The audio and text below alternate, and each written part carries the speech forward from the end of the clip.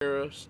So first and foremost, as we look at what to do, we got to stay grounded in the fact that the predators are the driving force. And again, the predators are the white entities that I said are ultimately behind what's happening. Like in Inglewood, you know, a lot of folks upset at Mayor Butts because Mayor Butts is driving politically. He's driving this madness forward. But we know behind Butts, first and foremost, he sits on the executive board of Metro. So it's not a coincidence that Metro just happens to be running through Inglewood right now as he's the mayor and sits on their executive board. But in addition to Metro coming through Inglewood are different development companies that will be developing or are developing along the Metro line that are bringing in these gentrified housing units that our people will not be able to access. But we know even more so than Metro are those stadiums. You know, Steve Ballmer and others putting up major money, so we know they are more than likely really taking care of him. So in Inglewood, as folks are really looking at what to do about Mayor Butts, you got to know ultimately it's also what to do about Steve Ballmer and those stadiums. One of the things we did last year is people in Inglewood were telling us about the issues they were having. Initially, we started engaging in the city hall meetings. I believe happened every Tuesday to kind of hear what was happening. And then gradually it got to the point to where they opened the stadium and they began to have football games. So what we did was we started going over there to block the entrance to the stadium to try to stop the buses and folks that were, at that point, they weren't really allowing too many people to come into the stadium, but basically to block the entrance to not allow anybody who was coming in to go in. The only problem we ran into, there are multiple entrances to that joint. So, but just by us going over there, making that statement, getting attention, having folks coming out, it did eventually lead to us having some influence to where Inglewood finally released their rental assistance program.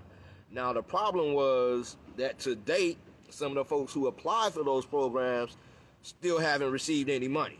So now it's a whole year and a half later from when they introduced those programs, and Inglewood's been sitting on that money, very likely accumulating interest in their bank accounts. But saying all that to illustrate that behind most of the issues we have are these white gentrifying entities that are really driving all of these agendas right now. So like I was saying, in Inglewood, behind Butts, you got Metro and the stadiums in LA. You know, it was identified years ago, Martin Ridley Thomas ties to USC.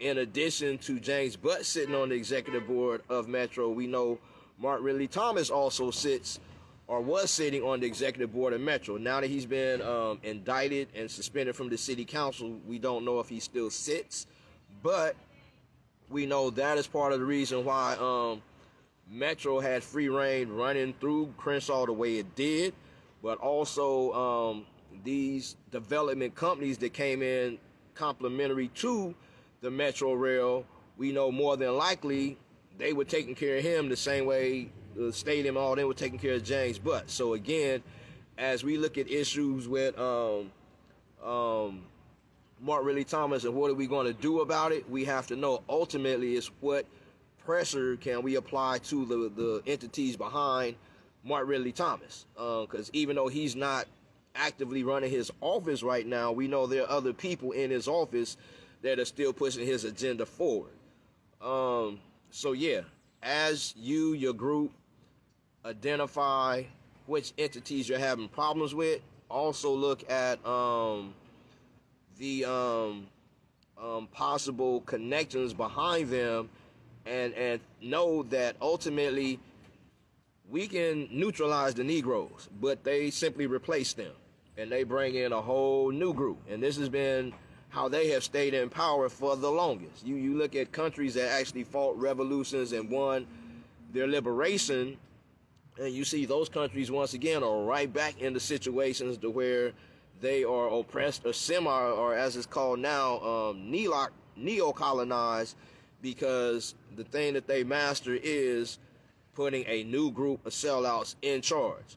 So one of the things that, going back to the issue with gangs, because right now, even though they can no longer run gang injunctions and raids, one of the things they're doing now, they have a program to where they're actually taking a lot of their budgets, different city budgets, and financing programs to hire young brothers. And that, for the most part, is great. You know, if it was simply a sincere effort to make sure brothers who were previously incarcerated have jobs, brothers, you know, get an opportunity to make a decent living. The issue, however, is, as we know, a lot of these political officials have rogue agendas. They also try to use these young brothers as their muscle to carry these agendas forward. So with that, we know we have to educate these young brothers both on the history of how they play them to do the dirty work, but also in the current moment right now, how they're being used to help wipe out their communities. You know, a lot of brothers don't understand, you know, in the moment, get that money. Like we tell everybody, take the money. Get the money, take the money, and the only thing is, once they come to you about what to do against your own people, that's where you don't do it.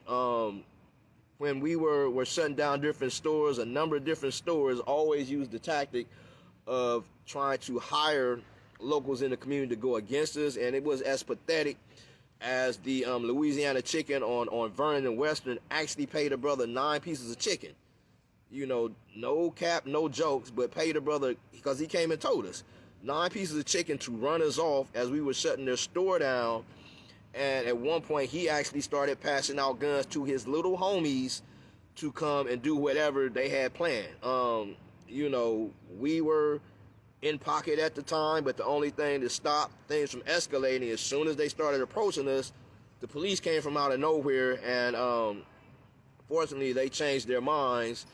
But in addition to that, there's been other times where we've been shutting down non-black businesses for violating people in the community. They put up $2,000 bounties trying to get youngsters to go against us. Another time, it was a group that came and put up $20,000.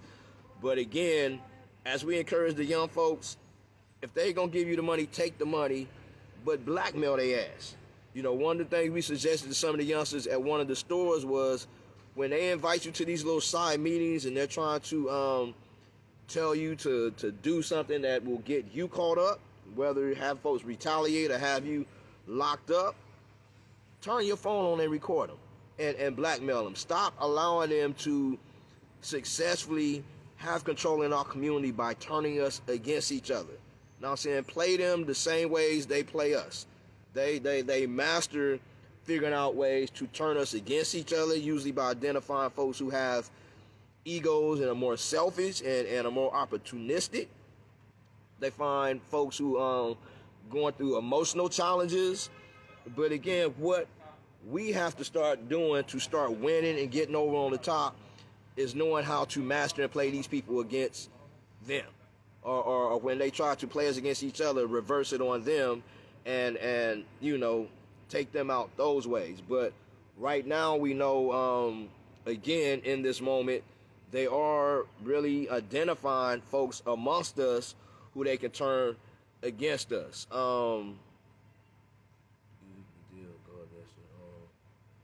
Again, any black person that approaches you in any capacity to go against other black folks right now, you have to also identify where on the pyramid they may be connected, but also know they're the ones that's truly your enemy. No matter much how they try to convince you, whoever you might be having an issue with or whatever, if they are trying to escalate the situation instead of de-escalate it, or they're trying to encourage you to take advantage of other black people right now, when things are as serious as it is, no, ultimately that person is attempting to play you, and their true agenda is, you know, not only to get you to get the other folks out the way, but once they're finished playing you, they will be looking to get you out the way.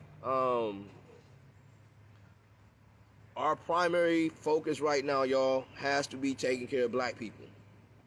You know, however you choose to do that, depending on what position you may be in. And again, to a lot of folks, that sounds corny. It doesn't sound like something that's really the solution, but again, that's the solution. A lot of folks right now are saying, money, got to get money, we got to buy this, we got to buy that. But with the mall situation, that ultimately shows it's not even about that, because on one end, they control the output of the money, but they also control, to certain extents, where you can spend the money. So we're seeing, once again, they, downtown Crenshaw raised the most money. But they said no because they knew by black folks owning and controlling that mall, that would be power. In addition to the businesses, there is the prospective housing they're talking about bringing. Again, by this being a black community-owned land trust that has a revolutionary focus of taking care of the people, that meant potentially there would be housing to get a lot of the brothers and sisters who are on the streets off the streets. It would be housing that folks who are not making livable wages could potentially be able to afford. But again, on a number of different levels, they knew to deny black folks that. And even on smaller situations, like I was saying with Wells Fargo. Wells Fargo is notorious for luring black folks into deals that look like it's the come up, but 4 or 5, less than 10 years later, black people lose out because they don't understand, these are seasoned people that have mastered how to economically manipulate us and ultimately take advantage of us. So I'm going to just look one more time.